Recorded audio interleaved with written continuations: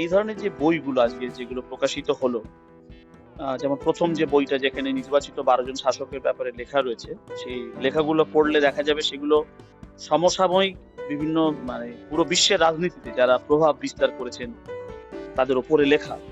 অবশ্যই এই ধরনের লেখা পাঠককে সমৃদ্ধ করবে বা নির্বাচিত বিষাদের যে কবিতাগুলো সেখানে কিন্তু খুব সুন্দর বেশ কবিতা সংকলিত হয়েছে।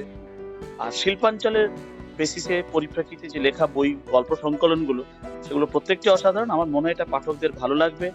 এটা সমসাময়িক প্রকাশনার পক্ষ থেকে দারুণ উদ্যোগ হয়েছে। আজকে ৩টে বই, একটি কবিতার বই, একটি শিল্পাঞ্চলের গল্প সংকলন।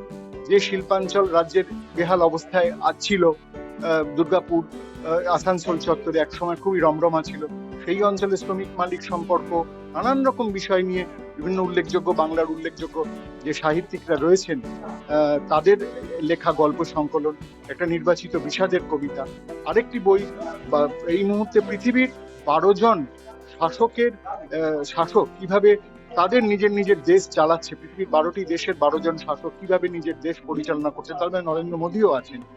সেইটা নিয়েই কিন্তু নিবিড় পর্যবেক্ষণ রাজাগোপাল ধর চক্রবর্তীর, তার বই আমরা প্রকাশ করছি। আশা করি পাঠকদের কাছে আমাদের এই উদ্যোগ মর্যাদা পাবে।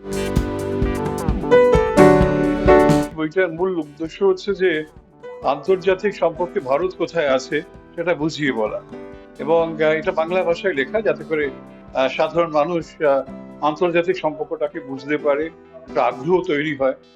অত্যন্ত সোজা সহজ ভাষায় এই বইটা আমি লিখেছি।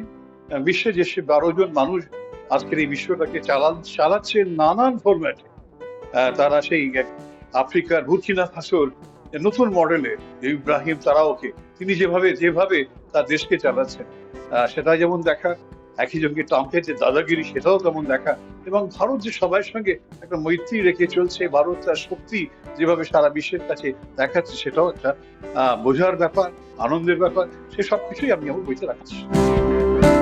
অশোকের রিপোর্ট, এস নিউজ।